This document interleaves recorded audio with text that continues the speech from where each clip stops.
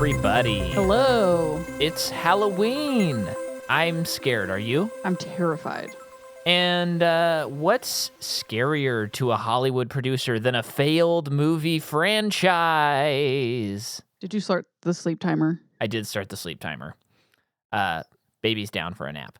So what's scarier to a Hollywood producer than a failed movie franchise? Absolutely nothing. That's why every Halloween, and for 4 years, we cover movies that were supposed to kick off series and failed to do so. Today's an interesting one because we've covered some real stinkers. Do you remember what we've covered? Last year we covered The Snowman, Yes. and then we covered insert movie name here.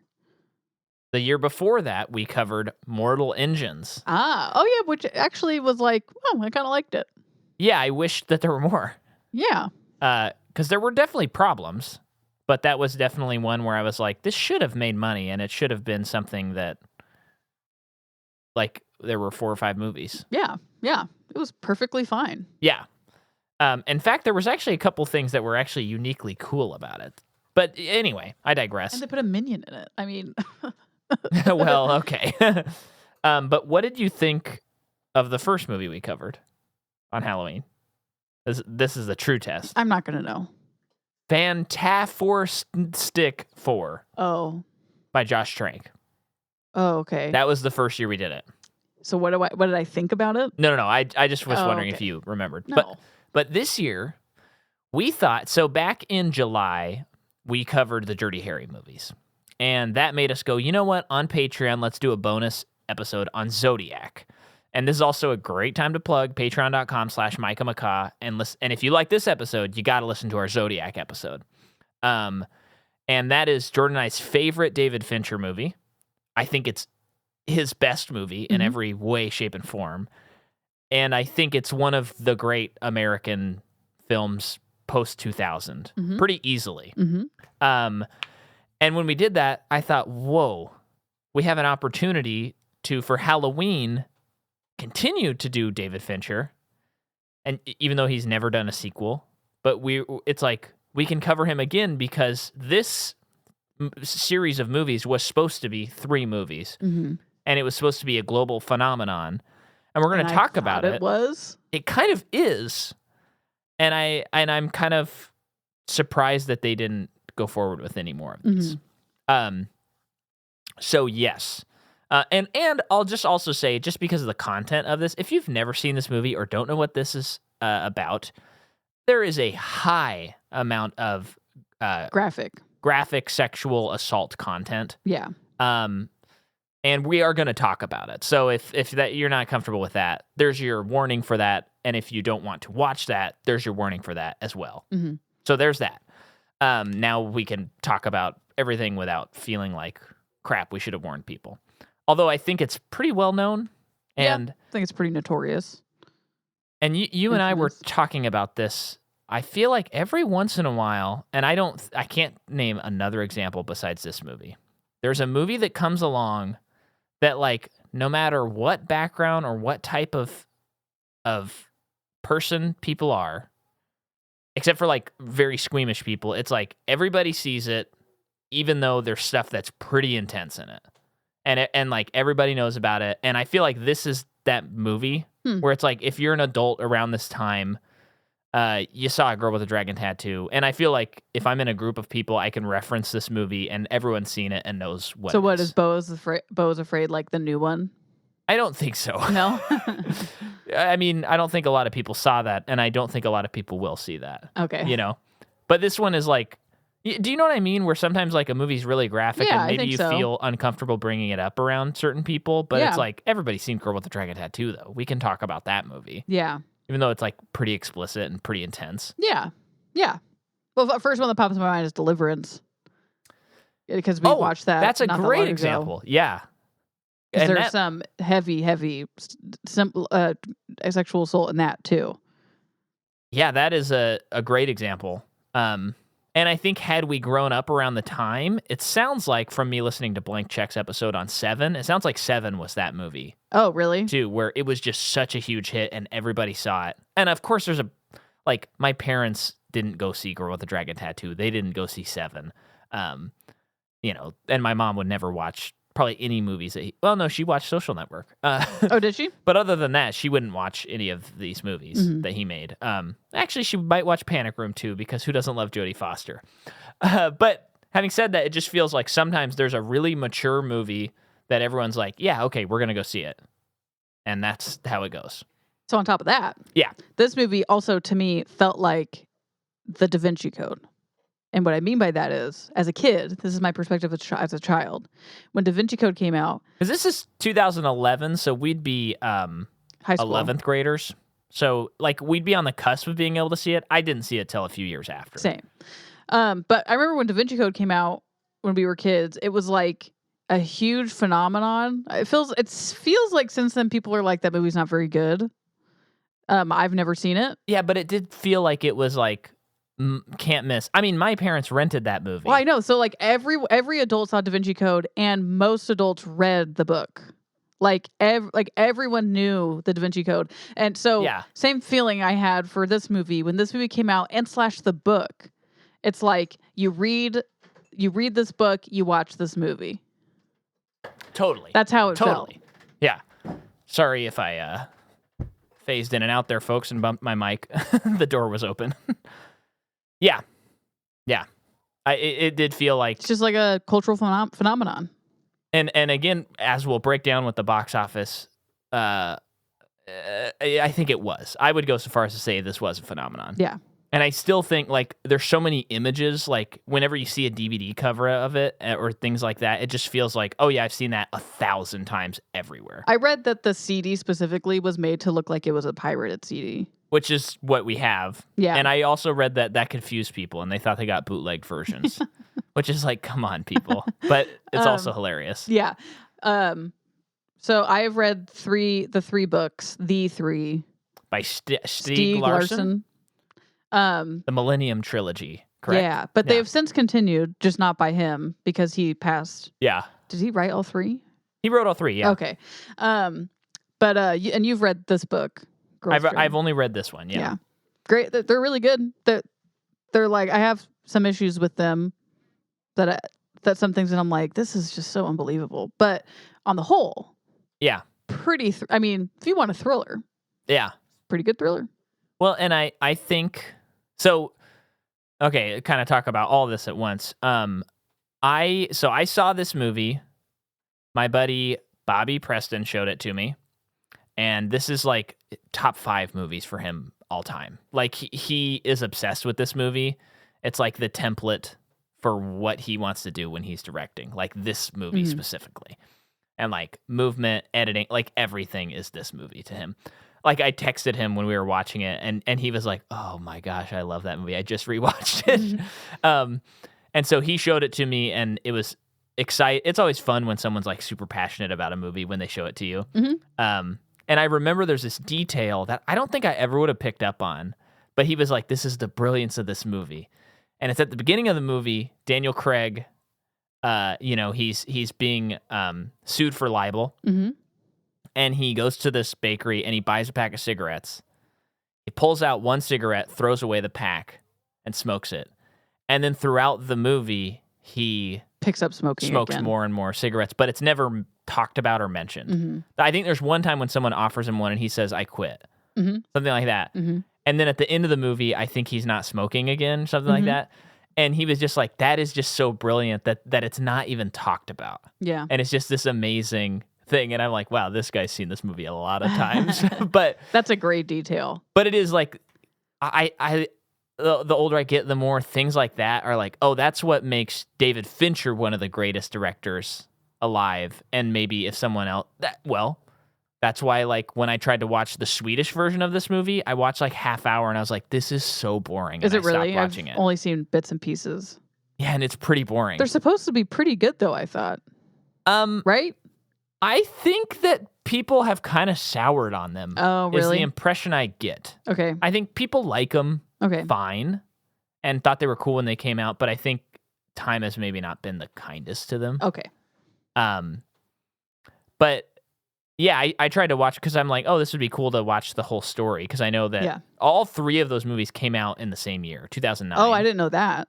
Yeah, so they just like busted those out. But it's tough, and it's a great exercise if you were ever like, what makes a director a director? Like, watch a scene from Girl with the Dragon Tattoo, 2011, and watch a scene from 2009, because you see, like, master and apprentice. Mm-hmm. Because it is truly, it's just like when you watch the other one, it's like, oh, this is kind of TV-ish. Mm-hmm. It's just not gripping. Mm-hmm. And this isn't like an action-packed movie. Mm-mm. So in order to keep people gripped, you need to be It's a slow burn. And this movie's long. Yeah. And so I do really think that, I mean, it's just more proof that David Fincher is like one of our great talents. Yeah. Having said that, though, upon rewatch, this is like middle to middle low for me, I think, on David Fincher. Okay. Funny enough. Yeah. I could see someone putting it anywhere on their David Fincher list. But even this last time, I think it's a great movie. Mm-hmm. I love this movie. But I think there's probably like 5 or 6 that I like more, and like a lot more, significantly. Okay. Whereas it used to be pretty high on my list. Oh, okay. Anyway, tell me about your experience with it. I don't remember the first. I mean, I might have even borrowed the DVD from you. Is potentially. Oh, that makes sense. Yeah. I mean, I'd seen it. It maybe had been on TV once or twice. Yeah. And I'd seen a little bit of it before, but I probably borrowed it from you and watched the whole thing. And every single time I have fast forwarded through the rape scene. Yeah. Because I don't need to watch it. Yeah. It happened. Okay. You get it. So, but yeah, this movie's awesome. I love it. It's brooding. And I love movies, especially like, I mean, I'm a sucker for true crime stuff. I'm a white female from America, but I love that this is, you got a really interesting crime element happening, investigation, police procedural. Well, they're not police, but you know what I mean, investigative. Yeah. But it's like that genre. But procedural. It's not about it by the end of the movie, because it's just so interesting. I always forget that there's like an extra 15 minutes at the end.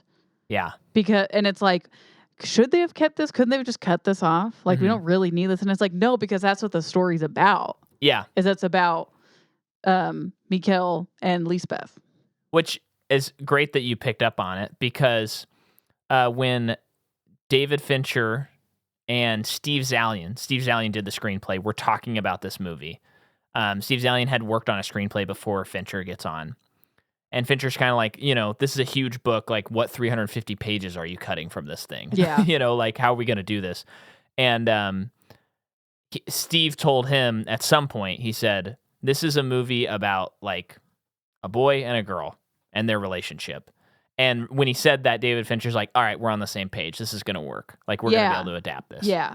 And it does. I feel like, especially the more and more you watch it, the more you see their relationship develop. Yeah. And that's maybe the most interesting part of the movie, even though the case is quite tantalizing. Yep.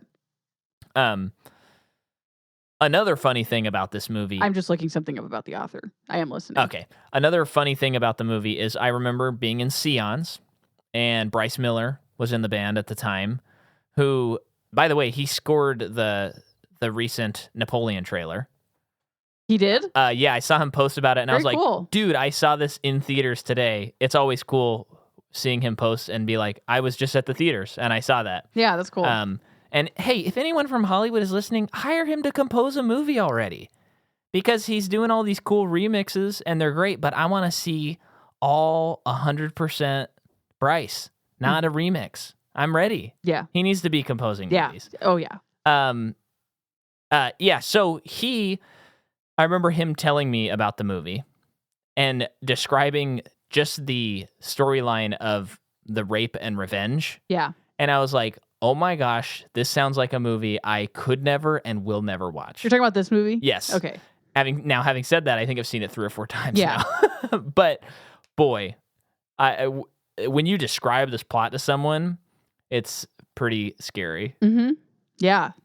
This is not a happy movie. No. You do get like a happy ending, not for everybody. Yeah. But so like you do like kind of you do have catharsis for sure and resolution, but it's not everything's wrapped up in a bow. Yeah, and this is something I felt when that last, like, end of the 3rd act or 5th act, however you want to, dice it up, happens. It just hit me, because we just rewatched Panic Room, that as much as we talk about David Fincher being this dark, brooding director, like, I'm not totally convinced that he is, like, nihilistic, there is no hope in this world. Because the ending of this movie, it deals with such dark material, and yet it feels like these characters will go forward from this. And they will, like, life will be actually better than before this movie started. And so something like Panic Room ends extremely hopeful. That's a bit of an outlier on his career, but yeah. I'm not sure that he's quite as, he's not Ari Aster, No. where like all three of those movies, when you finish them, you're just like, I'm going to go die in a hole. Yeah. Like is there a point in living because of the worlds he created? Yeah. I mean, you don't actually think that about your world, no, but the worlds he creates feel like there is no point. It's godless. There's nothing to hope for. But I feel like Fincher movies actually don't do that. As much as they are maybe like assigned by people. Well, it's just the tone is just so serious that it's easy to just feel that way. That you're not going to go to David. You're never going to go to one of those movies and feel uplifted. Yes, some of them have happy endings and stuff, but that's not what you're taking away from the movie.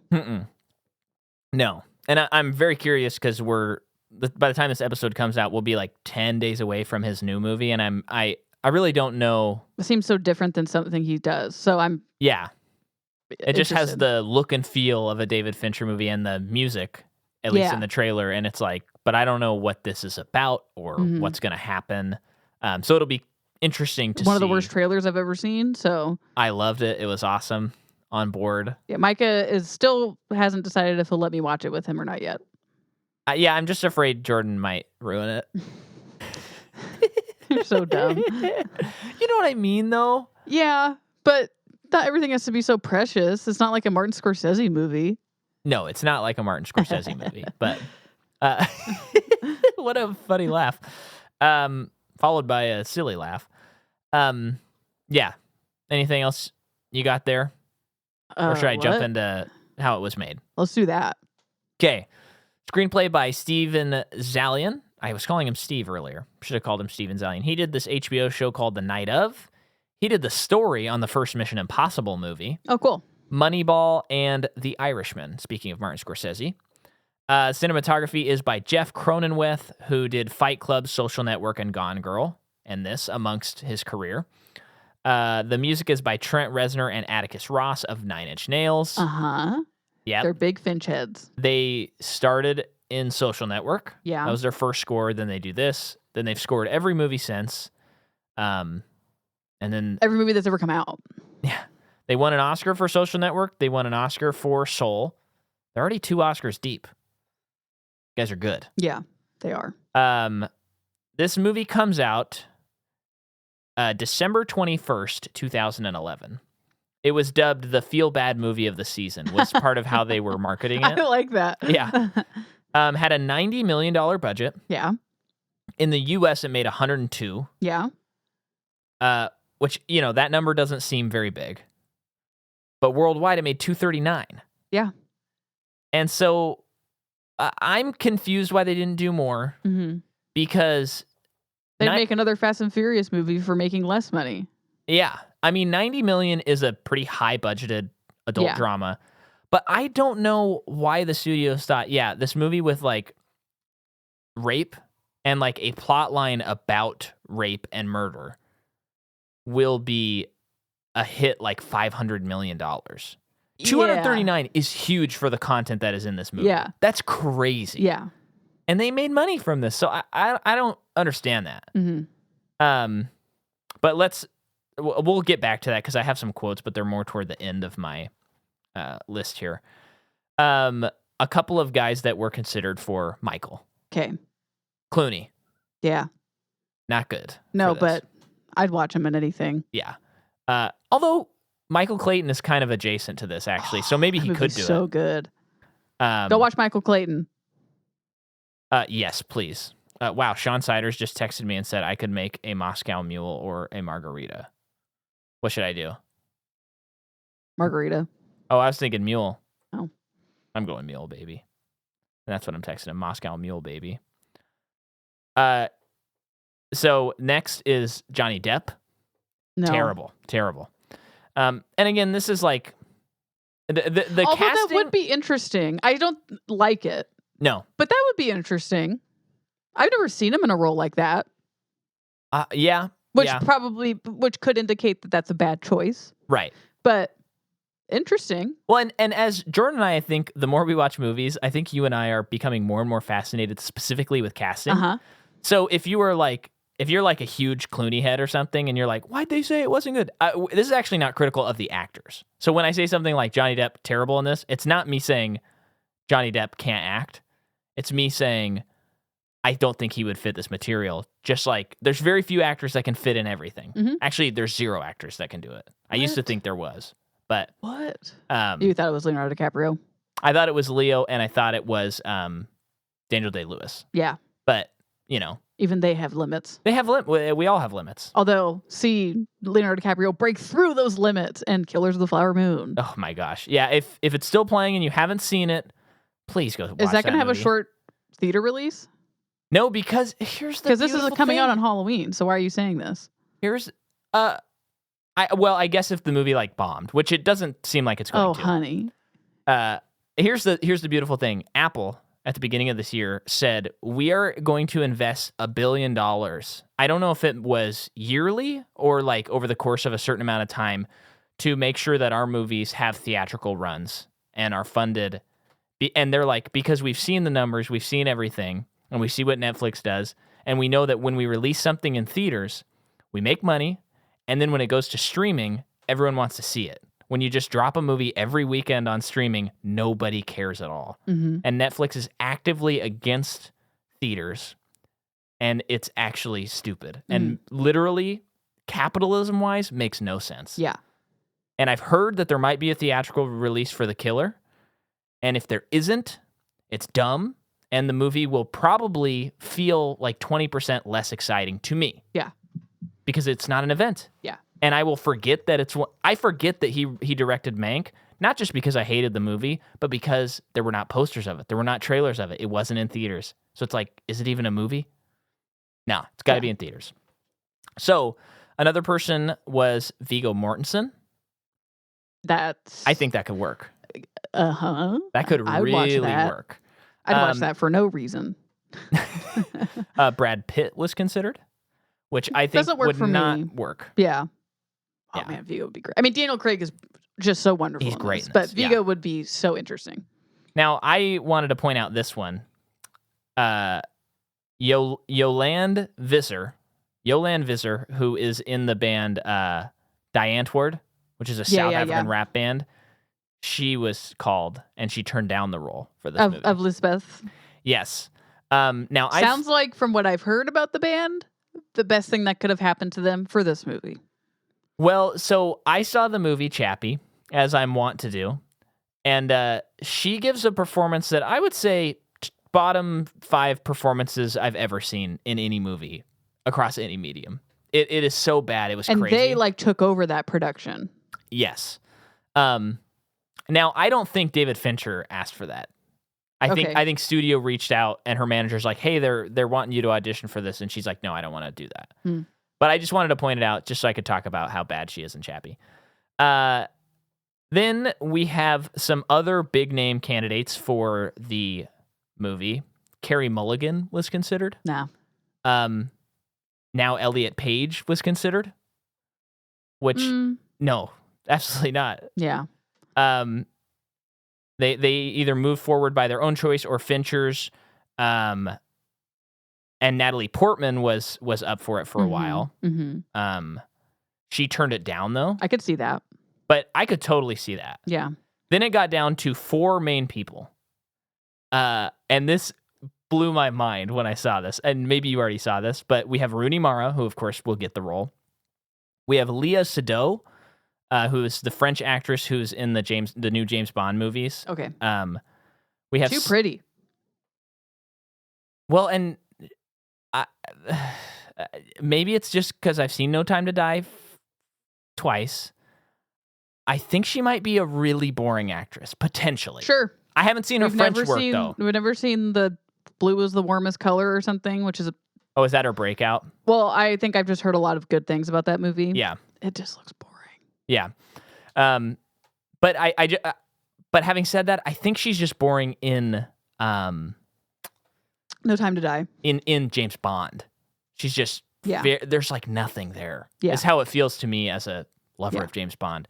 But she's good in French Dispatch. But you can't judge a Wes Anderson actor because he's so specific about how he uses them, you know? He's someone who Jordan and I always joke about, that it's like if they announce any actor to be in any Wes Anderson movie, it's like, okay, cool. Yep.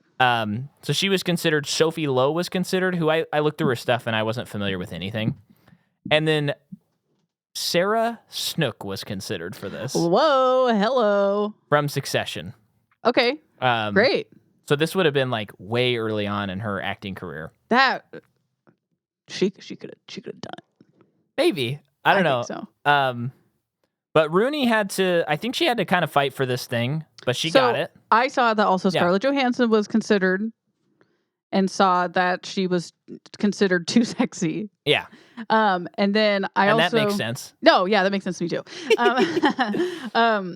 I also read that Rooney, like, Fincher was just really not sure about her, and he had worked with her on Social Network prior. Yeah.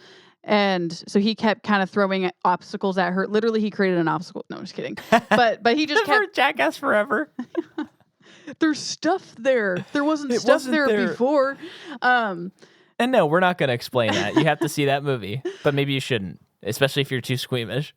Go ahead. Anyway, but he kept providing like hurdles and obstacles for her to kind of potentially like deter her and get her disinterested. But she kept overcoming them and fighting for this role. And he's like, well, that's what that character would do. So yeah, that's a huge indication, or she's proven it to me that she can do it. And she is amazing. Yeah. In this.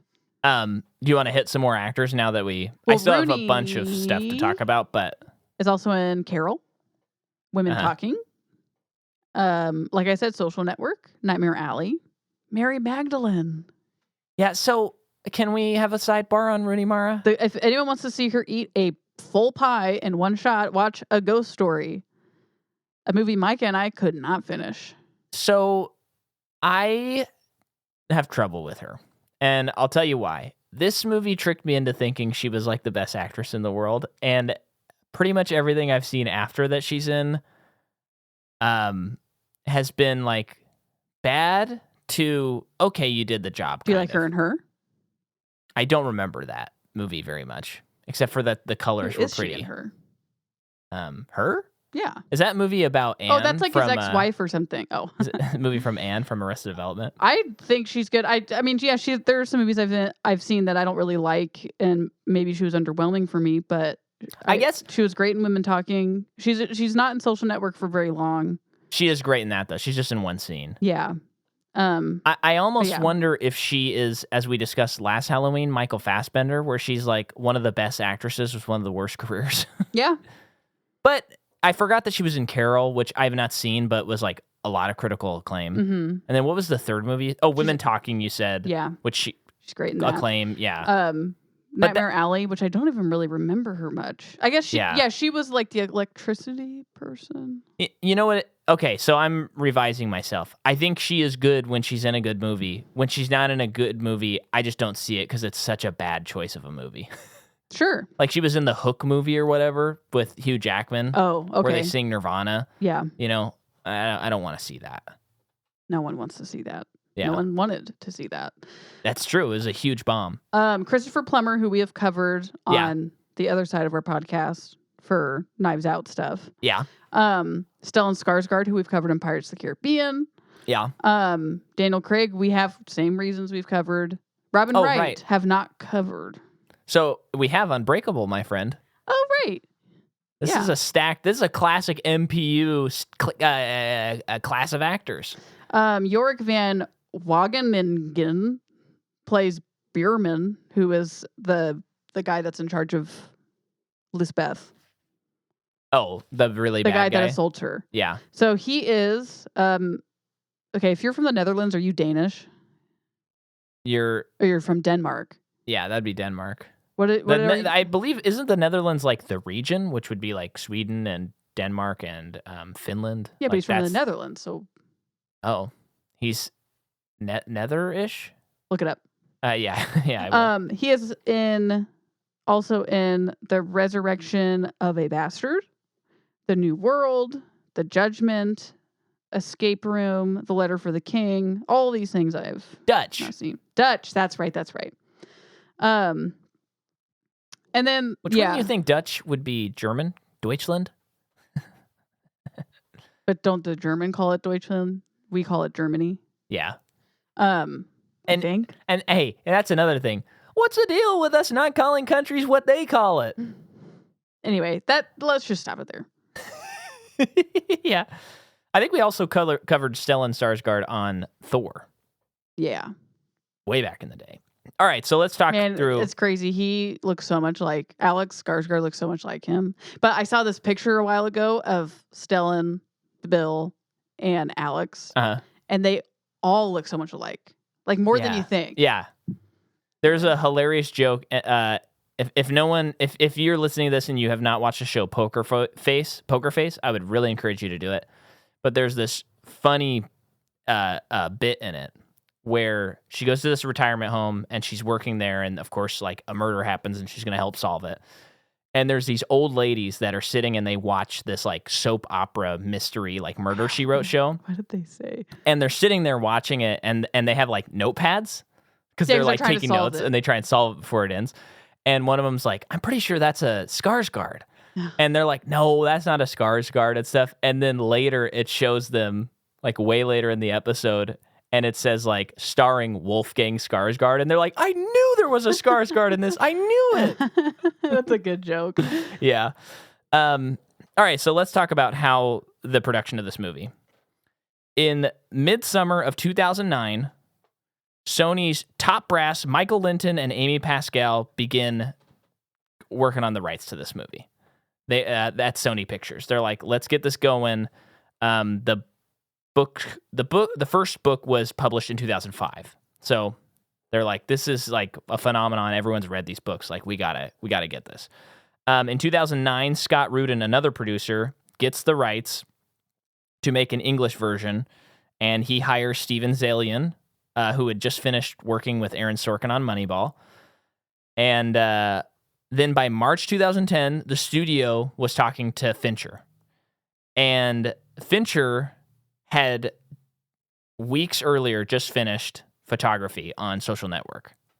So the production of this movie, awards season for Social Network, and finishing Social Network is all happening at like one time. Because Social Network comes out in 2010, this comes out in 2011. Jeez. So Fincher is like doing double time, flying, like, because they filmed this in Sweden.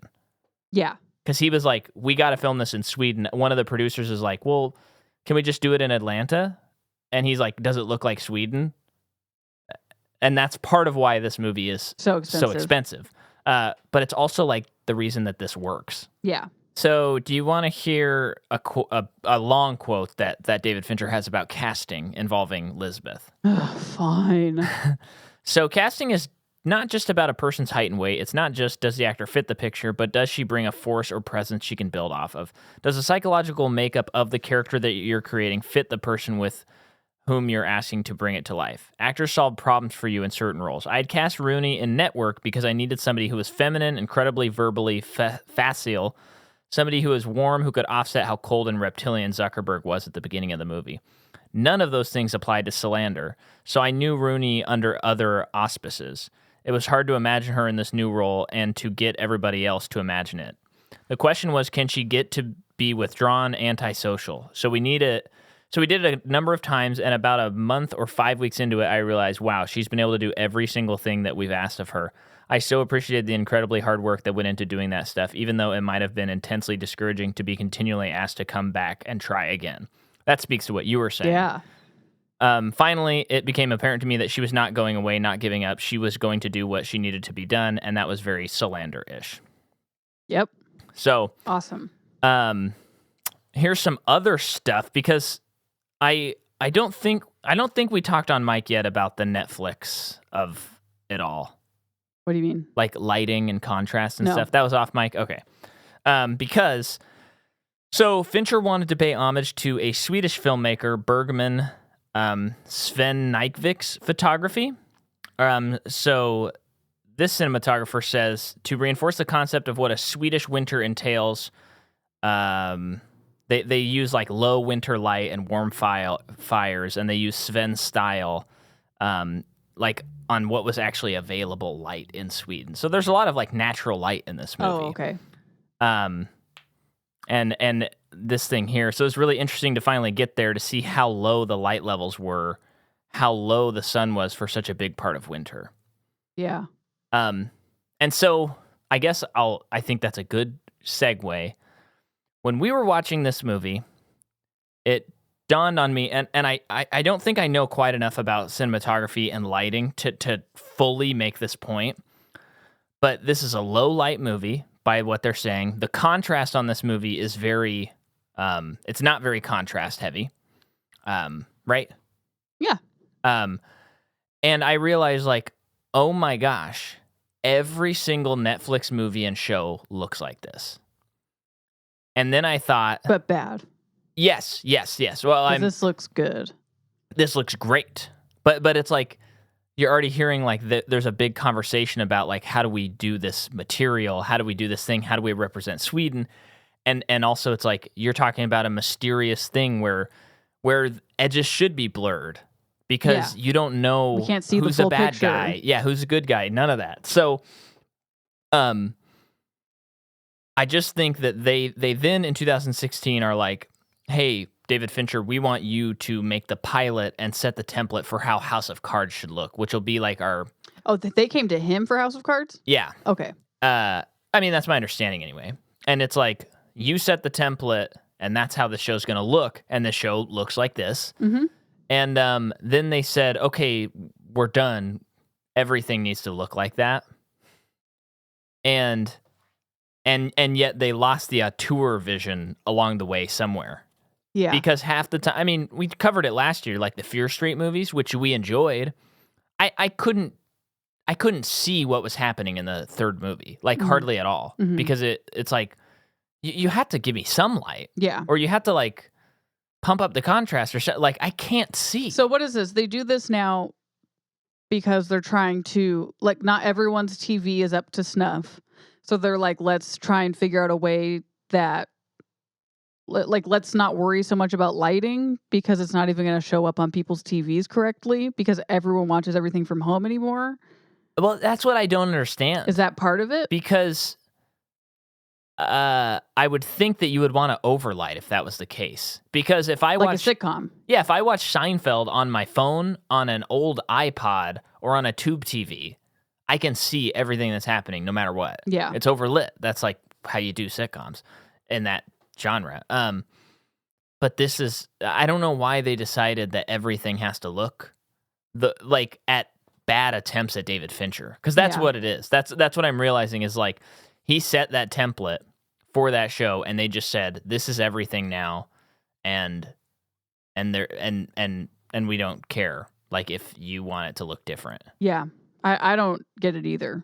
And now it's become like the trend on everything, it seems. It just makes you think it has to do something with they made this decision because of people viewing it at home. You know, I know it doesn't really make sense because people can't see it. Right. But I wonder if it has something to do with phones specifically. Really? Because it feels like Netflix is in the business of like, we just want people to watch stuff on their phones. We don't wherever you watch it, it's fine. But at the end of the day, people need to be able to watch this on their phone. Do you really think they're still thinking about that? From listening to episodes of Blank Check and stuff like that, I get the impression that is something that producers think is important, is how does something look on a phone? Just only time I see people watching stuff on a phone is on a plane. Yeah, I don't see it very often, actually. Or it's like when you're doing something else and you were never going to pay attention anyway. So you're watching like Survivor or something. On your you know phone? What I mean? I don't know. Yeah, no, it's crazy. Yeah. So I just think there's something there where like maybe the way that the lights work on this, it's like, oh, it'll always look good on an iPhone. Yeah. But on your TV, it looks like crap. You know? I don't know. It's perplexing and very frustrating. We couldn't believe that The Terror, a show that takes place in the dark, so much of it we could see everything perfectly the whole time. If we were watching it in the afternoon, we didn't have to like pull the curtains every time. Oh yeah. Like we could see everything. Well, and that show came out in 2017. Right. So it's like at the height of all of this. Yeah. Like craziness of bad lighting. But having said all that, like this movie looks really good. I think the lighting is good, but it's like intentionality, you know? Yeah.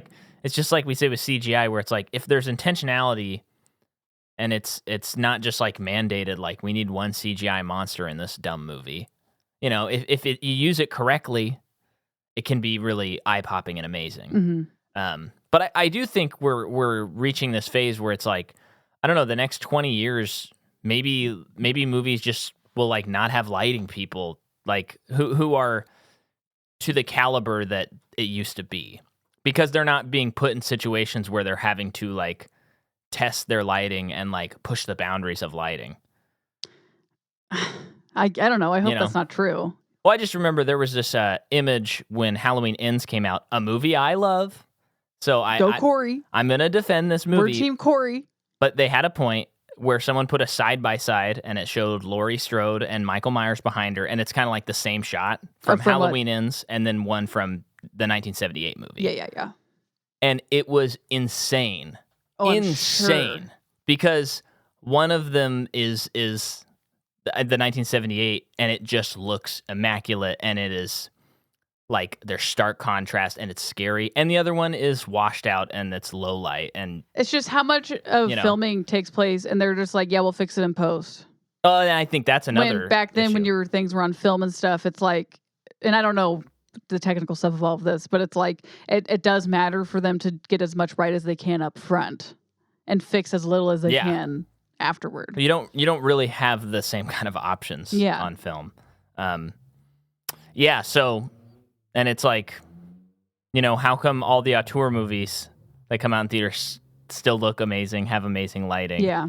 And then you see, you know, a movie by a non-auteur and it just doesn't look that good. I remember reading for Zodiac, like with the shot when they go into the trailer and there's the squirrels and it's just disgusting everywhere. Yeah. Like they did so many takes because like the steam wasn't coming in correctly for David Fincher. Oh, wow. It didn't look right enough. Yeah. For him, and they kept like redoing it and redoing it and redoing it. Wow. And it's like that's a guy that has a vision first. Yeah. And does everything he can to achieve it. Right. But it's just like how many filmmakers don't go into it with that, I guess. Yeah. Well, I think a lot of the Netflix thing, like you have a lot of up and coming filmmakers and they don't have the kind of cachet or the time. Or the experience. Yeah. But even if they do, like David Fincher can say, we're going to do this take 60 times and make sure that we do it right. He's David Fincher. Yeah. Nobody's going to tell him no. But like a new filmmaker is like, well, you know, we're on a schedule and I want to make more movies after this. Yeah. So I get 3 takes. Yeah.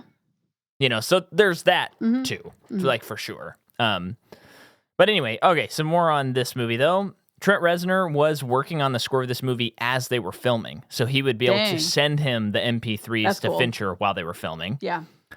And let's see. Yeah, so the movie, okay, so here's just a little bit on I don't know what I'm saying. I don't know why I took that one note. And I'm not editing this. This is Halloween. It's scary. I'm terrified. I don't know what you're going to say. Yeah, so let's see. The film was shot using red digital cameras. Cronenberg said, Cronenweth, the cinematography, so there may be shadows, there may be flaws, but it's reality. You allow silhouettes and darkness, but at the same time, we also want shots to counter that so that it will not all be one continuous dramatic image. Orinoco Flow, the song that plays, was Daniel Craig's idea to use that song. What? The song that plays. Oh, The Sail Away? Yeah. Oh, okay. I always remember it being much louder. Yeah, me too. Like blaring. Yeah. And the fact that it's just background music makes it more chilling than my memory thinking that it's scary being blaring. Yeah. To like hide his screams or something, but it's like, no, they're in a basement. Right. And so Fincher was like, I think Martin would listen to music, and that would like kind of distract him a little bit, or he said something about like the psychology of it all, and probably got him in the mood. Yeah, and so he's like, I think he would listen to music. It's almost like passive for him, I think is what he said, like killing another person. And then Daniel Craig suggested the song, and I think if I'm remembering correctly, everyone was kind of like, really? Like what? And he's like, just throw it on and like listen. And they did, and then they were like, yeah, this is great. Which this song is eternally tied to this movie for me now. Yeah, me too. And I can't hear it outside of the context of something very scary. Nothing's creepier than putting on like an ill-placed song. Yeah. To make something scary. Like the Tiny Tim song will always freak me out. Yeah. Because of Insidious. That's the song, right? Uh-huh. Yeah, that song really gets under my skin. I wonder when the first time someone did that was. Yeah. I know like in Scorsese movies, there's pop songs when bad things are happening, but I would feel like a sadistic... I would think the first time it was done is American Psycho, when he puts on Huey Lewis in the News. Oh, I'm sure this was before that. You think so? Oh, yeah. That movie was in the 90s. It just feels like it's still a pretty modern thing. Yeah. I just don't feel like there's... I don't know, maybe I'm wrong, but I don't feel like there's, it's so good in American Psycho when he does that. Oh, I know. It's this album when they really hit their stride. Yeah. So the title sequence... Who made that movie? I can't remember her name. Okay. Mary something. Okay. And I've never seen the sequel. You seen the sequel? What? There's a sequel? Yeah, starring Mila Kunis. American Psycho 2. We're not talking about this. Yeah, it's true. There is. And we will only cover that if we get a lot more patrons. I don't want to talk about it. Atticus Ross and Trent Reznor did the song in the what is that song? Immigrant Song by Led Zeppelin, and the singer is Karen O from Yeah Yeah Yeahs. Oh, so they did the cover. Yeah. Okay. Yeah, and so as they're editing the movie, they're using the real music that will be in the movie instead of temp music, which is cool and somewhat unique. Oh, did they use that while filming to get people in the mood? What do you mean? What do you mean they're using the music in the movie? The composed music, since he was sending it to them while they were editing the movie. I understand. Yeah, they were able to put it in instead of temp music. So the movie was below expectations on its box office. Barely. Yeah, MGM, who's one of the producers on this, wanted it to get at least 10% more. Oh, brother. I know. It won film editing. It was nominated for Rooney Mara, cinematography, sound editing, and sound mixing.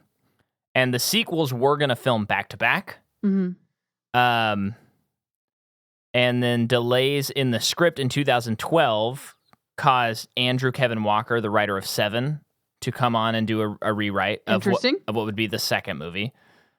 And then eventually the fourth book comes out. And because I remember I would go on IMDb, and every once in a while you just see a tidbit where it's like David Fincher says in an interview, like, they might be getting closer to being able to do it. Like, this has been something they've been trying to do for almost a decade. Like, they're still trying to do it. Well, no, because in 2018, they came out with that one movie. Sony was like, you know what? We're just going to make The Girl in the Spider's Web, which is an adaptation of the fourth book. And they say that it's a sequel/reboot. I'm not counting it for purposes of our podcast, because this was going to be this David Fincher trilogy of movies. But yeah, from all I can tell, it's just, it feels like the stars didn't align with maybe like actor schedules too, because I know, Mr. Bond was pretty busy, but it just never crystallized, and they just wanted more money.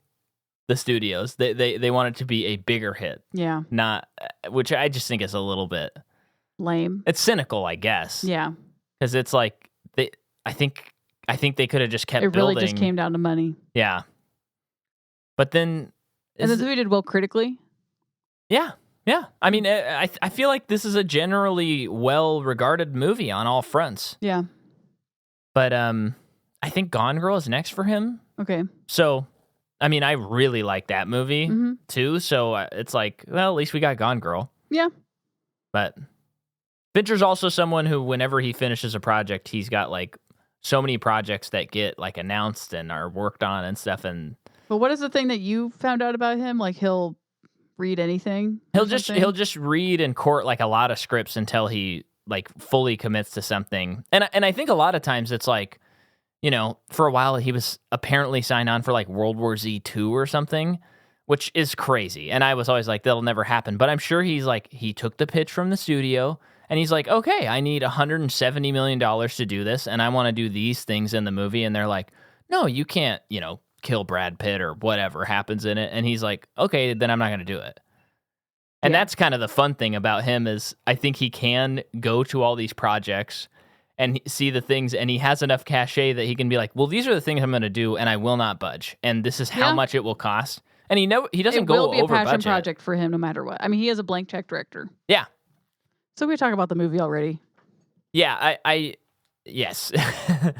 Yeah, okay, we are recording. I just wanted to say one final thing for sure is that the Girl in the Spider's Web made less domestically than the opening of the, like in its whole domestic run, it made less than this movie made in its opening weekend. So Sony made a bad decision. So the movie begins and we have good old-fashioned Christopher Plummer on the phone, and he's received another pressed flower, and he's like, "Oh no, it's happening again." Kind of a vibe, although it happens every year. I don't understand a word that is said on the phone between the two. I know when it started, I was like, because I'm not a big subtitles guy. I don't like turning on subtitles when it's something. I'm fine with it when it's a language I don't speak, but I don't understand this trend of like having subtitles on for everything you watch. I don't like that, and I don't get it. We've talked about it. But this movie, there were a couple times where I was like, maybe we should just turn them on because there's a lot of dialogue that really goes over your head. But at the same time, I'm like, I don't know. This is the third time or fourth time I've seen this. We know what happened. Yeah. We're not lost. But I will say, I was finishing Andor this morning, and boy, it came in handy when Talia started being like, she started getting tired. I'm like, okay, I'm just going to throw these on so I can finish this. But then we have what my buddy Bobby said, and what I agree with, the coolest title sequence to a movie that is not a James Bond movie. Unbelievably cool as it's going dun dun dun dun dun dun dun dun dun. It really sets the tone. Yes. You have all the like hacker imagery and this it's like showing, I think, Lisbeth's descent into madness. Yeah. And the tattoos are there, and there's also references to like future books. You can tell because there's like a hornet that's flying around and stuff like that. It is so cool. Yeah. And then the movie gets into Michael Blomqvist. Yeah. And he has been convicted, found guilty of libel. He is a journalist, and he came out with a piece about some big business guy, Bloomberg. Wernerstrom. Where'd I get Bloomberg? Well, there is a magazine called Bloomberg. But Wernerstrom or something. Yeah. He sued Mikkel for libel and won. So he is taking a leave of absence from Millennium, which is the magazine he writes for. Yeah. It is run by Robin Wright's character. I hate that I'm forgetting the name of that character. Yeah. I am going to look it up. And it's a little tough because I'm no Swedish expert, but I don't feel like she nails the accent. I think that she is the worst. Erica Berger. Okay. I think she's the worst, accent-wise. She's a great actress. Well, there's one guy in one scene. He's a cop in one scene, and it's like this guy's like New York or Chicago, and he's either like, that or he's spot on. I've seen that guy. He's like an American actor. Okay. He is like New York or Chicago, like, okay. and it showed in that scene. It was like, okay, David just wanted to work with him. I think again. Anyway, this is one of the big issues I have with this series. Oh, okay. Series or movie? Series. Okay. Is Mikkel and Erica's relationship. Uh-huh. I think it is so unbelievable and so ridiculous.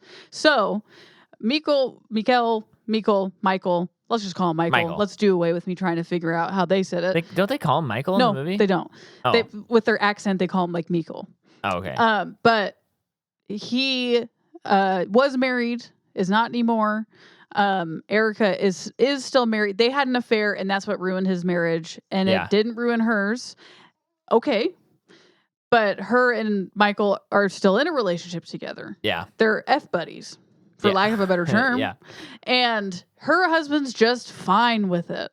Uh-huh. And it just continues throughout the books. It never, ever at any point becomes a point of contention where, like, yeah, the husband was okay with it, but as time goes on, it's He's like I upset can't. Actually, this does bother me. This isn't okay. No, never. Uh-huh. The guy's fine with being a cuckold. Yeah. And it is so dumb to me. It's like, is this part of like a Swedish culture thing I'm not getting? Which I don't think so. Yeah. It's just so unbelievable. And I hate I like the character Erica in the books and in this movie.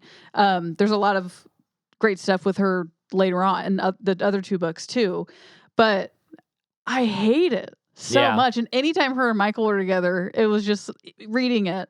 It was just like I needed to get through it. Kind of grit my teeth. Oh, sorry. That's it. How do you feel about the movie's portrayal of their relationship? I still hate it. Yeah. I think it's stupid. In terms of, like, they do provide some exposition. Yeah. Or not exposition. They move the story along. This script is, and books too, but like this script is so economical. Yeah. No matter what's happening in the movie, it is moving it forward. Uh-huh. So regardless if I agree with their choice to continue to have a relationship together, they're still moving our main plot forward. Right. But I think it's so stupid. Does it not bother you? It bothers me in the way that like morally. It's sad to me. Yeah. But they're also fictional characters. But I think the way it's, so I've only read the one book and I don't remember that part of it. Yeah. And so you said there's more as it goes on. I think that would annoy me in the books. I think what's presented in this movie is believable and makes sense. Okay. And I think it provides a really like sad tension at the end of this movie. It does, absolutely. Because it's like, that, I mean, it's not the most common that like someone cheats and then they're with their cheater, like, to live happily ever after. Mm-hmm. It does happen sometimes, but and so like at the end of this movie when Lisbeth like goes to him and she's gonna basically like do this grand gesture, and you see him go off with Erica, there's this like, dude, like that's not gonna work, and this might be tough with Lisbeth, but you got a better shot at this. At least that's how I feel. And so it makes me like sad that he's going off with Erica at the end of the movie. Like not just like, oh, this makes Elizabeth sad, but it also is like, dude, that's not going to fulfill you. I think, something, not even just thinking about the books. And again, the books are great. Yeah. I really enjoyed them. Yeah, I plan to read the other two. I think maybe in the third book, there's this other character that's introduced, and she's some kind of investigator, like maybe more on a federal level. Uh-huh. And she gets involved with all this stuff, and they get into a relationship together. And it's like, really, every hot girl that comes into this book, Michael is just going to be with? Right. And see, were we really doing this? That's when you get into like the male author, screenwriter, whoever. Like there can be. Why can't she just there. be a great detective that is? You're describing how athletic and how great her body is, basically. Yeah. And it is a weird thing where, I mean, it's like the whole Game of Thrones thing before I quit watching that show. Anytime I would see a woman on screen, I was like, okay, what, like start the clock. How long until she's naked? You know what I mean? And it's like, I don't think that's very good writing. That's not how you want to watch something. Yeah. And I also think that that's not very good writing. Yeah. The sad thing for this story in particular. Oh, she's really playing with her toys down there. That's good. She loves that thing. That's like her favorite thing right now. The book one? Yeah. Yeah. I mean, I guess we're talking about the end of the movie right now, but the thing that saddens me about it is, bless you. In a way, it's like Lisbeth should have known. Right. Because so in the beginning of this movie, she is hired. She works for this security company, that hired for any purpose. So she is hired to look into his background because Christopher Plummer is considering him for a job. One of my favorite intros of a character in like modern cinema.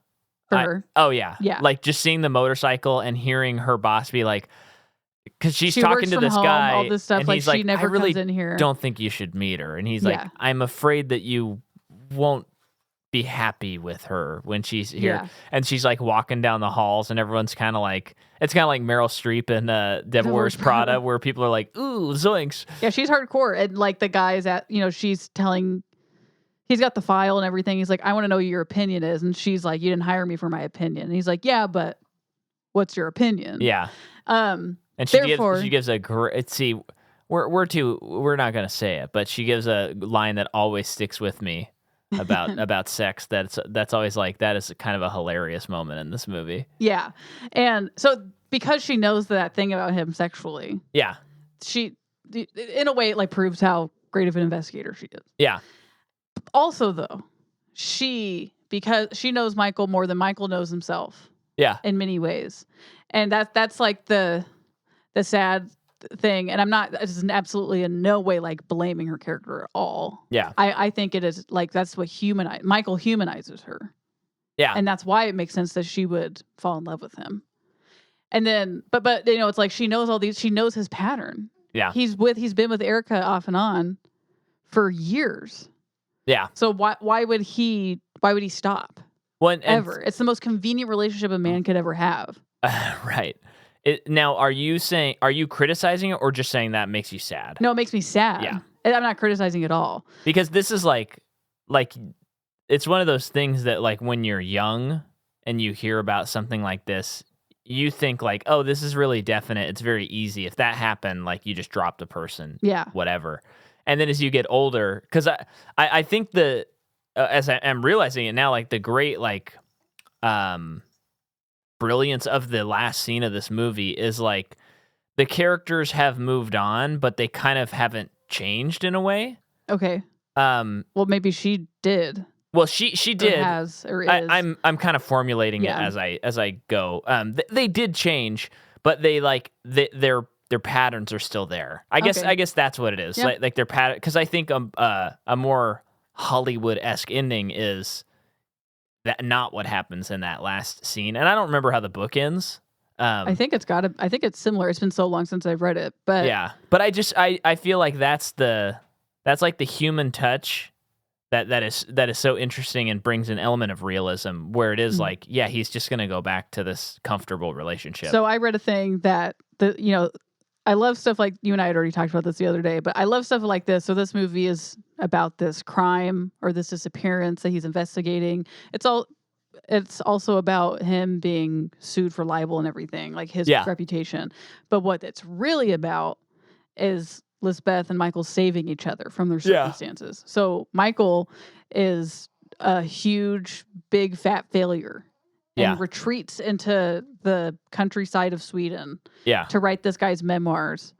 Which, hey, if there's any Swedish listeners that need us to retreat to work on some podcasts I'll do it. Albums or art or whatever, like, I mean, hit us up. But, like, I'd solve a crime. I don't think we're capable of that. Shut it. But yeah, so he's this big fat failure, and she, as we see throughout while this movie goes on, she has been violated in the worst way possible. Yeah. And has had a very hard life. Not exactly the first time she's been violated. Yeah. At the worst way possible. And them coming together, working on this case together, but also like in their weird way falling in love. Like they saved each other from each other. Yeah. And so spoiler alert for the rest of this. Do they wind up together in the books? Do you recall? Do you really want to know? Because you're going to read them. Oh, right. I'm not going to tell you. Okay. I feel like they wouldn't. Yeah. Actually, I feel like you already told me they don't. Maybe I did. Would that be true? Does she seem like someone that could end up with someone? No. But that's not me answering the question. That's me asking a question. But here's what's great. I mean, we were talking about, in the making of this movie, them adapting this, Stephen and David, and talking about how they were like, it's about a boy and a girl. Yeah. Like at the heart of it. And what's interesting is, we're over an hour into this episode, and we've like not really talked about like the story. Which I think is proof that they actually accomplished their goal, because it's like that is, as interesting as the story is, it's not what you leave the movie remembering. That being said, the story's super interesting. Yeah. So Christopher Plummer hires Michael to write his memoirs, but really he hires him to try and figure out what happened to his granddaughter. Niece, I think. 40 years ago, she disappeared. Henrietta, right? Or Harrietta. Harriet. 40 years ago, she disappeared. Yeah. And he has been, she's the one who has given him pressed flowers every year on his birthday. And it has continued even since she's disappeared. Yeah, so he's like, I believe someone killed her, and they're the one who've been sending them to me, and I believe that it's someone that lives on this island. It's one of my family members. And he comes from this big succession-style dynasty where they're like, they built this country, like rail systems, oil, everything. They're huge. All of them hate each other now, more or less. Not all of them, but a lot of them don't speak to each other. A couple of them are Nazis. Like literally Nazis. And Michael comes in and he's like, I got my knives out, beaks bloody. Is that a Calvin's Brothers thing? No, that's Knives Out. When that also just sounds like a Calvin's Twins. But beaks bloody. That's what he says. Knives out, beaks bloody on his big like montage at the end. Continuing to go in my head. Yeah, rhyming. Do you remember on our episode? Oh, it was a while ago, but it was an episode. I think both the Eden brothers were on. Maybe just Dan. And he was saying how him and his wife around the house before Glass Onion came out, he would just like, if something was askew or something, he'd go, "What is this? Some kind of glass onion?" And I think about that. If you're listening, Dad, I think about that somewhat often. And whenever they reveal the title for the next one, whenever they make it, I'm going to think about that again. And just, what is this? Some kind of whatever they come up with. That's funny. Yeah, anyway. So he accepts he's going to live in this cottage on the property and start investigating. Yeah.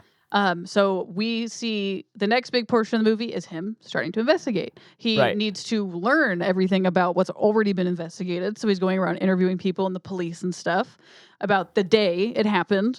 It was like 1960 something. There was a big accident on the bridge. So there's a big hubbub. Right. And she got lost in all that shuffle. Yeah. But there was no way in or out of the island. That was the big thing. So it's like someone killed her and put her there. And she left with nothing. Like she would disappeared and like nothing was taken out of her room. Yeah. So therefore Christopher Plummer doesn't believe that she just ran away. Right. And he doesn't believe she would have a reason to run away necessarily. Which is a fun twist. Yeah. And around this time we meet Stellan Skarsgård. Yeah. One of the Skarsgårds. Oh, yeah. Daddy Scar. You said, so when I started watching Andor, I said, Stellan Skarsgård is this, and you said, oh, beware, he's probably the bad guy. Now, what led you to make that statement? Because I started thinking about his movies, and I was like, thinking about it too. He's not a bad guy in Pirates of the Caribbean. He's not a bad guy in what else am I thinking of? Thor. Not a bad guy in it. Well, actually, he's kind of gray in Andor, and that's what's really interesting about his character. He is bad in Dune. Yep. Yeah. I think that he has a menacing, antagonistic vibe. Yeah. In a good way as an actor. And that's why anytime he's anything he's casted in is always interesting. And I guess I do skew more towards he is, what is it in D&D? He's evil, like chaotic evil or something like that. He's neutral evil or something. Yeah, I skew that way with him. But I don't know why. But maybe it's because his sons both of his sons are like that too. But here, what I think is funny, and it speaks to the quality of this movie, is when you said that, my initial thought is like, oh yeah, he's always a bad guy, and the only thing I thought of was him in the basement with Orinoco Flow playing, and I'm just like, man, he can get scary. And then I started thinking about it, and I'm like, I don't know, he's like doofy in Thor, and he's like regal and like he's a pretty versatile actor. I mean, the guy's incredible. Yeah. He's like always great. Yeah. But he's also in but that movie doesn't really have any villains. So I think it was the first movie I saw him in. It's the Lars von Trier movie. Melancholia? Yeah, he's in that. Oh, I don't remember that. Yeah, that was the first time I saw him. But yeah, I think that this movie, his performance is so good that you're like, oh yeah, that's the guy that's always the bad guy because of this movie. Yeah, he's in Chernobyl. Yeah, and he's not a bad guy in that. Is he not, though? I don't think so. I don't remember. I mean, that's also gray. That's history. But, yeah. I mean, there are people that could have warned people. Oh, there's some bad people. Yeah. I only saw the first episode. But I've only seen every one but the last one. It got too sad for me. For some reason, I have not brought myself to finish it. And you never will. Apparently not, because here we are. And I remind you every once in a while. Yeah. But no. It was probably the episode where they had to go kill the dogs. Oh, yeah, that's tough. Yeah. Didn't see it. Only saw the first one. Yeah. But yeah, and I don't know. I guess I'm probably not super familiar with like the entire depth of this guy's work, but yeah. This performance is one of his defining ones. Oh, yeah. I think. So maybe that's why I think that. Yeah. But yeah. So, spoiler alert, he's the bad guy in this. Yeah. And what he does throughout the story, which is super interesting and love, is he is nothing but helpful. Yeah. Anyone who listens to true crime knows that anyone who is the first to show up or is the most helpful oftentimes is the person who committed the crime. Yeah. And what's interesting is the whole movie you're like, because there's an added element to his right, too. And like because the whole movie I keep thinking, I mean we're just bouncing around, but I just keep thinking like I forgot the twist. I forgot that Harriet is alive and escaped. Yeah, I didn't forget that and ran away. And so the whole movie, I'm like, why is he being so helpful? And then when you have that scene, the song's playing, and he's like, "You killed Harriet," and he goes, "What?" He got mad, and it was so real. And it's like, so he has been helping because he doesn't know what happened to her. He didn't think his stuff was going to get wrapped up in this. Yeah, he knew it was he was keeping eyes on him. Something like this, it's crazy. I know. So then when he finds like the whole movie, he wants to find out what happened to his sister. Yeah. Who he has a very bad relationship with, but a controlling one, no doubt. And it would probably like to make sure that it's quiet, or maybe he does love her in his sick way, you know? Probably that. So, yeah. So then let's go to Lisbeth. Another wonderful thing about this movie is you have, I mean, I didn't mark it, but the main characters do not associate, and their storylines do not cross until like halfway through. Yeah, it's great. And I love when movies do that. Me too. And pull it off. So she is a ward of the state, and she, this one dude has been kind of in charge of her, especially her guardian. Her guardian. Yeah, she's had a guardian, for her whole life, and it's been this very sweet older man. Yeah, and he has a stroke. Yeah, so he is no longer competent to be her guardian. She is reassigned to a new one. And it's this guy that takes advantage of her. Yeah. He completely rules her life and in every facet. Yeah. When he rapes her. I mean, no, he does. And I don't know what I was going to say. Well, she doesn't take kindly to that. No. Well, so he forces her to do something, and then later on asks him for more money. Yeah. So she goes to his apartment to where he sexually assaults her again. Yeah. And she gets this on camera. Yeah. So she goes back to his place at another time, and she does the same thing back to him. Yep. And then she says she recorded everything from the last time they met. So if he is ever to say anything, do anything, whatever, she will release this video, and then she also tattoos on his body, "I'm a rapist pig." Yeah. And it is a brutal scene. Yeah. I mean, all of this is so. I mean, it's hard to like talk about, but I think that this movie is extremely graphic. It is, but I feel like in my memory, I remember it worse than the actual images that are shown. Okay. And I think that's a strength of David Fincher. Where it is like there's a actually great example. Ari Aster, Hereditary and Midsommar are two movies he made. people love both movies. Hereditary I found to be extremely, extremely scary. Midsommar was so graphic, and it was so like, I'm gonna show you, like if someone jumps off a cliff and their head hits the rock, you're gonna see the shot of that pop like a balloon. Yeah, and it like, I know that's intentional, so I'm actually not criticizing Midsommar. It's definitely a choice. Yeah.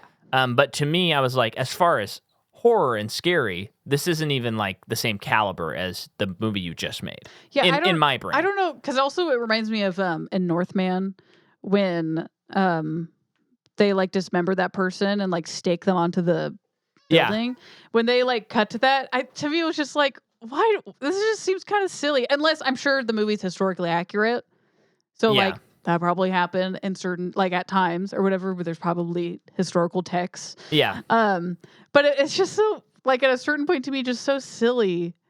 It like rips me out of the moment is what I mean by it. Therefore, I just don't care for it. Right. But again, I don't, like, maybe he's not doing it to, And it goes beyond shock value. Like maybe there's more significance to it. Yeah. And this is an episode about Midsommar, and I'm not gonna like try to parse that out. And I'm not saying that that's the wrong choice for that material. But it's just, this movie is an example of something where, like that first scene that he assaults her, I always imagine that as a much longer scene because it is so uncomfortable and it's so terrible, and it's really it's not that long. What he does to her? The first sexual assault. It's okay. It's a very short sequence. Yeah. Then the next one, that one is definitely like just graphic, But then when she's like attacking him,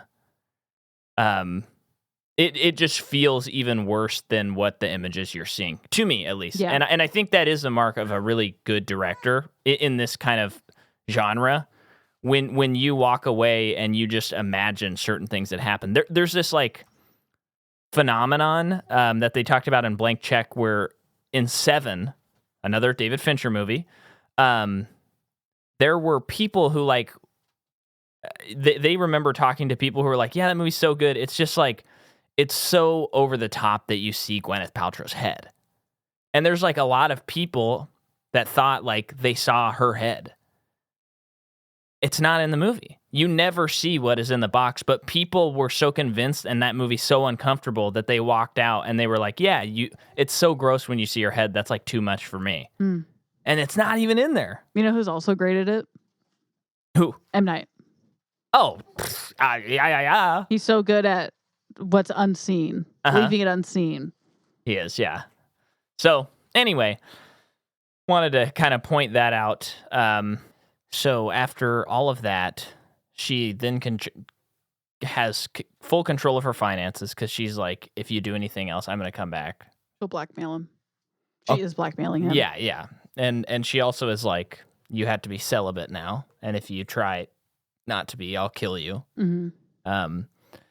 And there's a scene later where she checks in with him and goes to the elevator, and his acting, he's so scared. Mm-hmm. He is so scared. And she's like, I didn't think that last report you did was very good.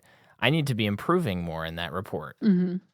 So all of that happens, and that's like, that takes up like all of her portion. And there's an element of like, what does this have to do with like Michael? He's over here, he's investigating, he's trying to figure this out. So by the time that stuff's happening, Michael gets to a point where he needs an assistant. Yeah. And he asks for one. And the guy that hired him, not Christopher Plummer, but like his guy. Yeah. It is like, I know the exact right person. Yeah. It's Beth. So does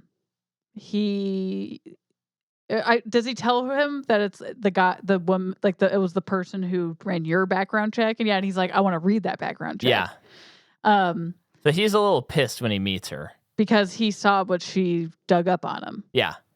And one thing, though, really quick, I just want to say, when he first starts his investigation, there's just a great montage where he's looking through stuff and highlighting, and we're seeing images from the past. And all the images in the past are like yellow. Mm-hmm. And it just looks great, and it's awesome. Yes. I love a good crime montage. Yeah, so, yeah. But he finds her, he comes to her home and barges in with coffee and breakfast. She had someone over the night before. It's just all so disorienting. Yeah. After she blackmails the guy, is that when she goes to the club and picks up that person? I think so. I mean, I know that happens after, but is it kind of like a right after? I think so. I'm trying to see if I don't think I wrote that down. So if that is the character that I think it is, and I'm assuming it is, that character is in the other books too, at least the next one. Oh, okay. Mm-hmm. Interesting. Okay. But she has to kick out the woman she brought home, and her and Michael start talking. He's saying, that does he propose the job to her? Yeah, he proposes to her. Then he starts going through the case with her. He shows her some papers, and she's like, "Okay, I'm gonna go get my things." He's like, "Here, take this with you to look at it." And she's like, "No, I already got it." She is like perfect. She has perfect memory. Photographic. Yeah. Which I heard that's not possible. That's there's not some stuff real. you should know about it that says. Oh, maybe that's what I did. But I think some people are just have better memories. Yeah, I don't know. I listened to that so long ago, too. Yeah, and maybe there's new research, because I feel like it's just kind of accepted that it is real. I don't know. I don't know either. Anyway, yeah, and meanwhile, Christopher Plummer has bought the paper, because they're like, you know what, Michael, we don't want you to worry about this. Yeah. We can finance it, and we don't like that Warner Strum is like bullying you. So, he's sitting kind of pretty there. So Lisbeth starts doing her own looking up stuff. He continues his own. So Michael has Harriet's notebook. Yeah. And on the last page are names and numbers, and he can't figure out what they are. Yeah. His daughter visits him, and essentially she's like, "Wow, I'm surprised you have Bible verses written down," because she's religious and he's not. Yeah, that is really interesting. Yeah. Because she says something like, "You're disappointed in me because I have a faith," or something like that, and it's like, whoa, that's like not the story you typically see or hear of a relationship between a mother or a father and a daughter or parent. Absolutely not. So he looks up the Bible verses. Also, that is such a crime trope, but I do love when someone's like, "Have fun trying to figure out those verses," and the person's like, "What?" Oh, I know. And they're like, because it's like they're women's names and just numbers, right? Yeah. Whatever.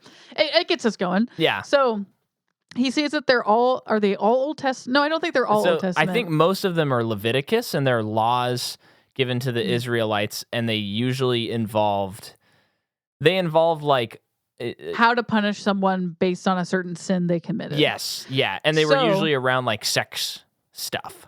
Yeah. And so they correlated. If not all. They correlated with murders that took place throughout the 60s, maybe the 50s. I think 50s, and maybe even, I think the first one was in the 40s even. Okay, of women that were murdered, Swedish women that were murdered, and the way that they were murdered correlated with these Bible verses. Yeah. I think this is that's very creepy. Whoever sang or whoever did the narration of the Bible verses, very creepy. Oh yeah. It was so good. I love the pacing of this where it's been a couple days. Yeah. But didn't they pace it to where like he's looking up all of this stuff and Lisbeth is also kind of doing it, and then once she gets to the cottage, they're like like comes to a head about it. Yeah, and she's basically like, okay, so the first murder, da da da da da, and he's like, do you want coffee? Do you know he wants but she's not that type of person. Yeah. And again, we gotta praise Rooney on this performance, because I know in my heart that there are other performances like this, and boy, do they not work. And this works. And I feel like since this performance, there have only been bad imitations of this one. Yeah, because there's a lot of that like blanket kind of, oh, this person is like antisocial, but they're really smart. Yeah. Kind of thing. It actually, the first one that comes to mind, funny enough, and I have not seen the movie yet, but it would be Ezra Miller's Flash. Okay. Kind of has that vibe, although they add a bunch of humor to it. I thought they tried making him funny. No, they did, but it's also like the character is, really awkward, but kind of smart. And it just falls flat, at least in Justice League. Yeah. Yeah.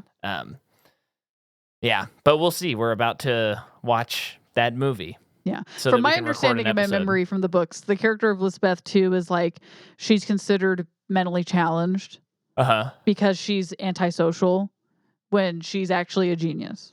Yeah. And yeah, that exact the hard needle to thread. That exact type of character is so easy to make someone just seem like they're doing a poor imitation. Yeah. Or just a bad representation.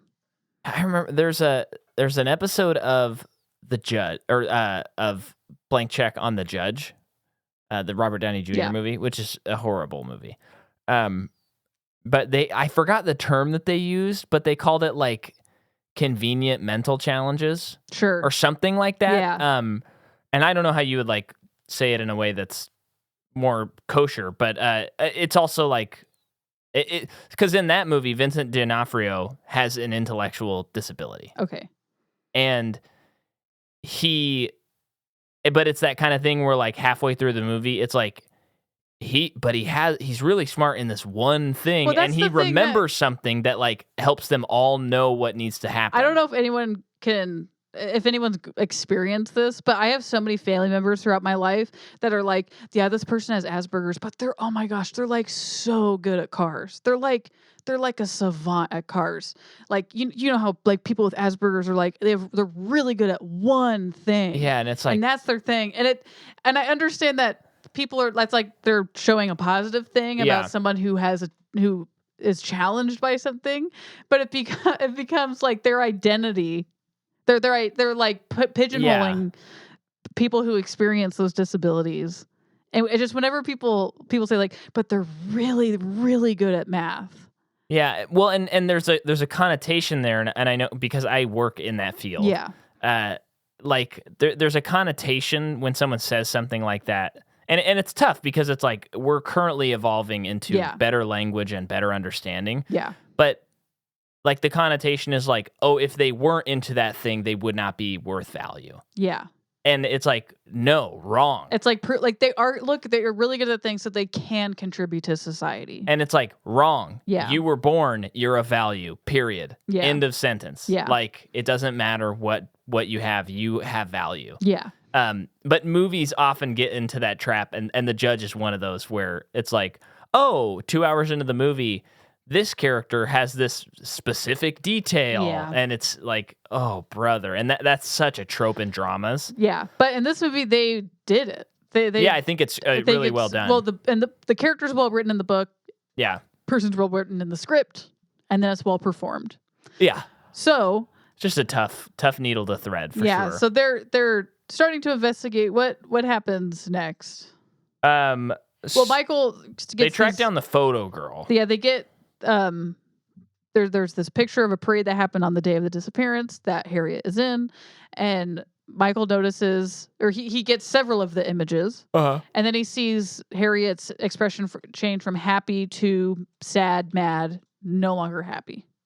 Yeah. And so he has to figure out who took that picture of her. Or no, there's someone taking a picture behind her. He needs to find that person because it's pointed in the direction that Harriet is looking. So he tracks down the lady. Yeah. Tracks down the picture. Yep. It doesn't boom. give us anything for a long time. Yeah. In a great way. Uh-huh. Can we kind of skip forward a little bit?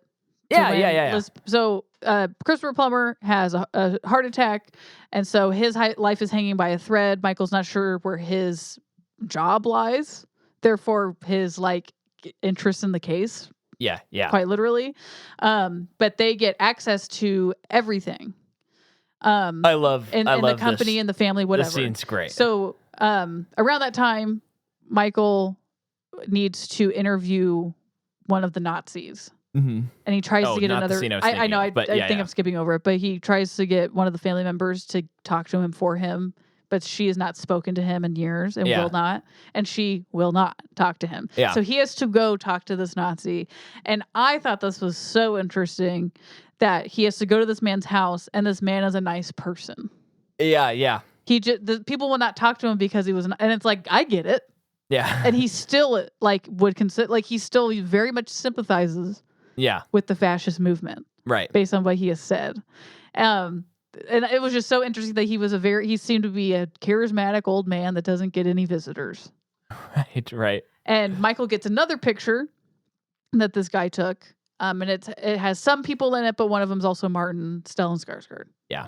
Then, Lisbeth's in like the archives of the family. Yeah. Digging up stuff. Yeah. And also at one point, Daniel Craig gets shot. Shot at.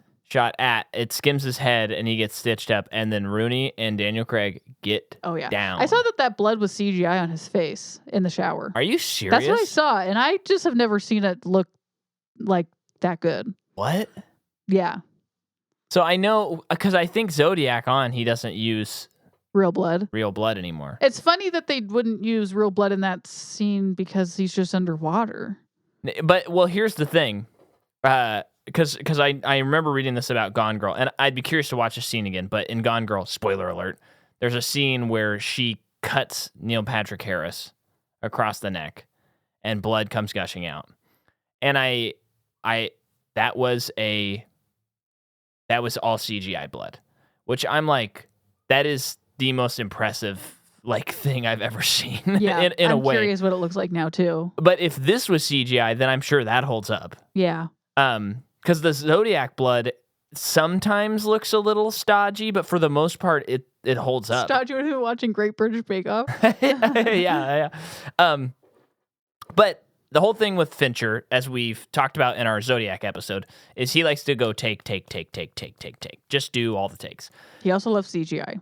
And he does. I do think he's one of the better filmmakers at using CGI. He uses if you've watched a David Fincher movie, especially like more recent ones too, the percentage is high of what is not real. Yeah. And what you're looking at. But you would never know that. And I think that's the genius that he uses of CGI. That's why he's good at it. Yes, he's using CGI for things that you shouldn't be looking at. Exactly. Like, there's scenes in this movie, I think, where there was not snow and there's now snow. Yeah. And you would never know what We just watched Panic Room 2, and there's a shot, like a technical one shot that goes through the house. Yeah. And today it's now looking, you can tell that it's CGI. Yeah. But I still think it looks good. It's fun. I think it matches the tone of that movie. I don't even know if I need to qualify it as fun, like it's that obvious. I think it just still looks good. Yeah. You make it sound like you don't think it looks good. I think it looks fun. As with a lot of the Fight Club shots, they look fun. Okay. But dated. I'm also not the biggest, I'm just personally not the biggest fan of cameras going through objects. It's just not my favorite thing in the world. What objects did this one go through? It went through a chair and a coffee mug and the walls. Like literally through the coffee mug or through the handle? The handle. Okay. Yeah. But yeah, I'm just not the biggest fan of that. But he needed to show us the layout of the house. I know. I personally am I'm just not that big of a fan of that. Okay, fine. Let's keep going. This baby is probably not going to have very long, and I cannot pause this podcast one more time. I'm not joking. Okay.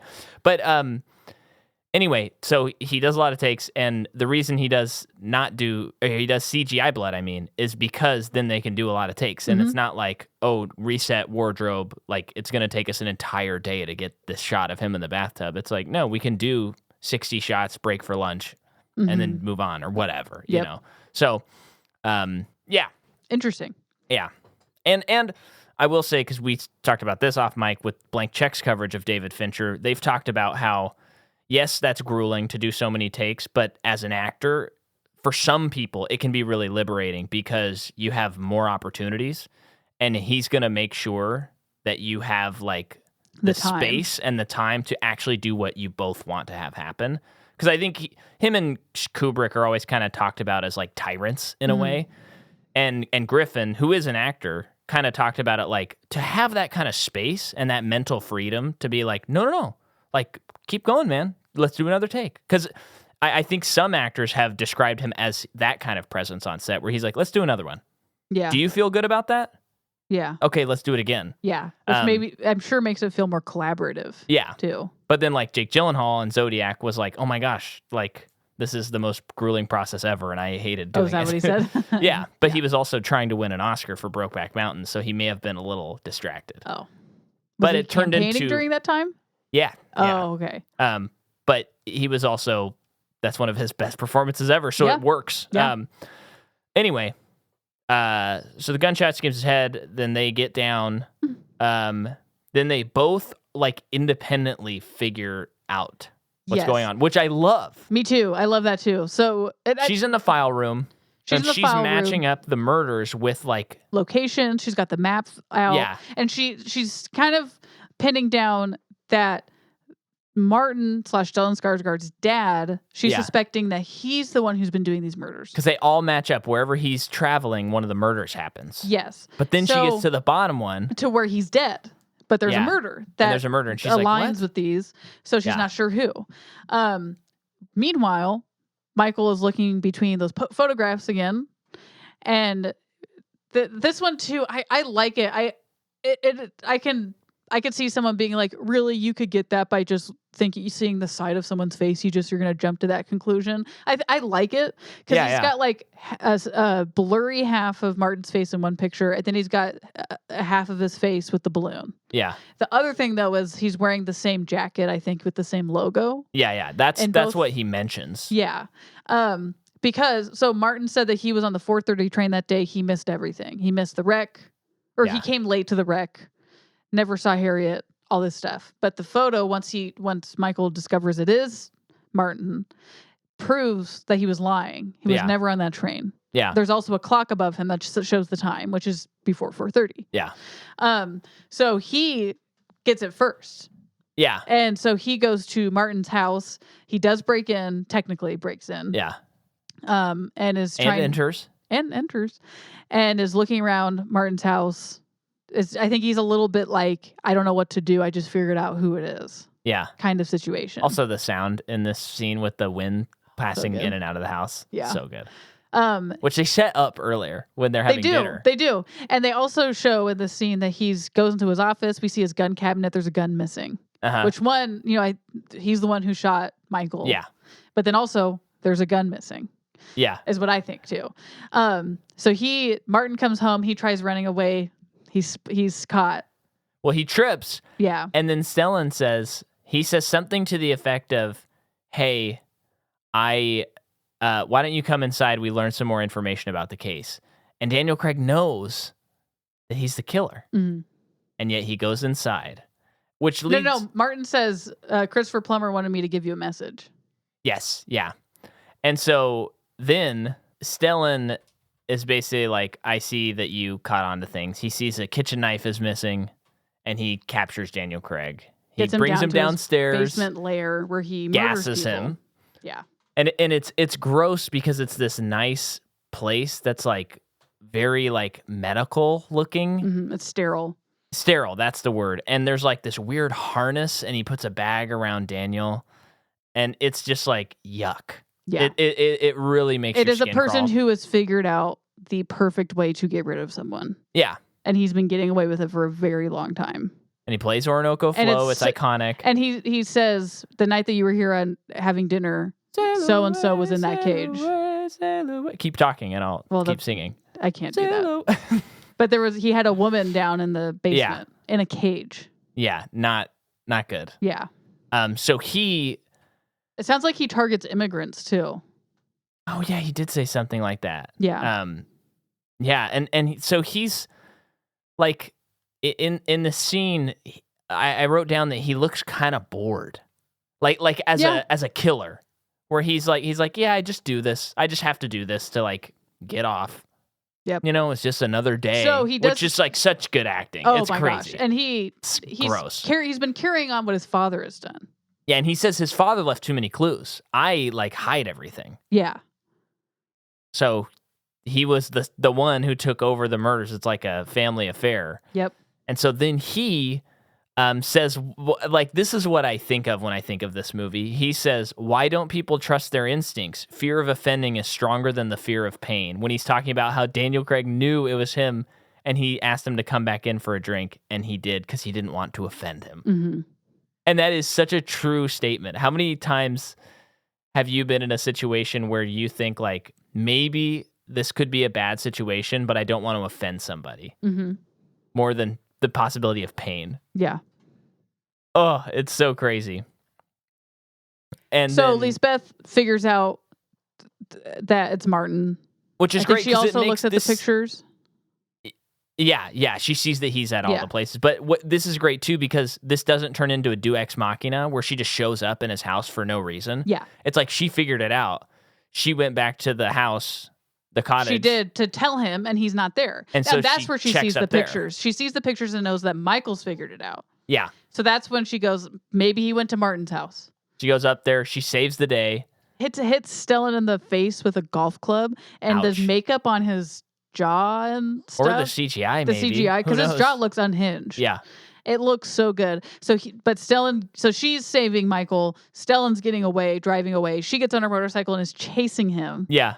And she causes him to get into a car accident, and he bursts into a ball of flames and dies. Yeah. And she I like to think she chases him to make sure he's dead. Yeah. You know? That's the girl who played with fire, if you ask me. Oh, wow.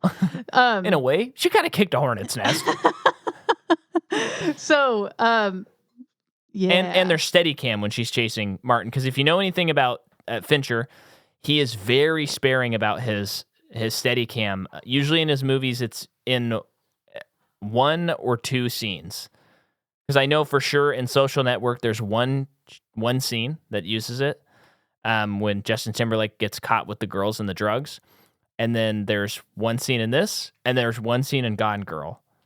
And when it happens, because the movies are so controlled, it feels like anything could happen. Yeah. Because the camera is shaking. Yeah. It's amazing. I love that choice that he does. So they find out. So it's kind of like, oh, we never found out what happened to Harriet. Right. And then Michael said, unless he finally thinks maybe we don't know whatever happened to her because she never died. We're approaching this as she's dead. Yeah. So they know about her sister moved to London. Yep. And he, during this investigation, even goes to London to try and ask her questions and doesn't get anything. So he goes back to London to her sister, I think Anita, sits down and he says, he calls her Harriet. Yeah. So discovers that Harriet has been not masquerading. She's taken the identity of her sister. And she escaped because the dad and the son were sexually assaulting her. Mm-hmm. And she knew about her dad's murder stuff. And so she killed her dad. Yeah. And she fled. And her sister helped her flee. And at some years and years later, her sister and her husband died in a car accident. So she assumed her identity. Oh, I think I missed that. I think it was something like that. Yeah. So she made it out scot-free. Yeah. But I think, with Michael explaining everything to her, he convinces her to go back home to see Christopher Plummer. And their reunion is so heartbreaking. Yeah. And sweet and sad. It's nice. Yeah. He's just crying and she's just holding him. Yeah. Oh my gosh. I just can't even imagine not seeing someone for 40 years and you just think they're dead this whole time. And then finding out all this rape and murder and you already have Nazis in your family. I know. It's crazy. And this is happening. So all that's happening. They're like, great, movie's over. They did it. Yeah. And then we got 15 more minutes. I know. So Lisbeth and Michael are pretty much in a relationship at this point, as much as I think either of them can be. Yeah. And the Wernerstrom, so one of the things that Christopher Plummer said to Michael is, you take this job, I'll give you the linchpin that will take down Wernerstrom. Yeah. And the thing that he gave him doesn't hold water. Yeah, it's not good enough. A statute of limitations. So Michael's super pissed. Which is kind of interesting because Michael's he would know that. Yeah. So he's why did he... So it's he was manipulated. Christopher Plummer wasn't as stand-up as he presented himself exactly. to be. So Lisbeth, though, is well, I can take him down for you. He didn't ask her. She didn't say that she was going to. She just asked for him money. for a $50,000 loan. And That's he's it. Well, I wonder how much money it really was. That's what she said. 50,000, but it's not dollars. We don't I don't know what the exchange rate is. But still, it's a lot of money. Yeah. And she starts emptying very the illegally accounts. Yeah. empties the accounts and is spreading them all over the place of this Wernerstrom guy. Very illegal, very bad. This guy's obviously wrapped up in gangs because he is assassinated because of it. He's first like going to be arrested. He's killed? Yeah, he's going to be arrested for it because what he's doing is illegal. Yeah. And then it's on the news that he was shot. Wow. So okay. she killed a person. Yeah. And did all this for Michael. Everything's going to be okay for him. She buys like a really nice suit for him. Buys him a really nice leather jacket. Yeah. And then that's when she goes, she sees him with Erica, and she throws the jacket away and drives away, and the movie's over. Yeah. Which is very much like very sad ending. And it's like, man, we need a second movie to figure out what happens there. Because to have just a one-off, it's like, oh, what? This sucks. I know. And it's just, I mean, this was why it was fun to cover this one this Halloween, because it's like, what could have been if we could have got these 3 movies? Yeah. You know? But unfortunately, this is the only one we have. This is the only one we have. And it's a masterpiece. It's a great, I actually don't know if I'd put it quite to masterpiece caliber myself. Really? But I think it's really, really good. It's crazy good, Micah. It's crazy good, yeah. But it kind of went down for me on this viewing a little bit. Really? Yeah, not really for anything in particular. It just felt not quite as like sleek as some of his other movies. Like again, I think I'd put it like 5 or 6. I think now instead of like 3. I don't know. Wow. But that's the scariest thing that was said in this whole Halloween episode. But it's a great great movie, great episode. Do we have anything else to say? Happy Halloween. Happy Halloween. Tomorrow on Patreon, our episode for Ghost Rider comes out. So get Ghost Rider. Get roasted. Oh, I meant to say ghosted.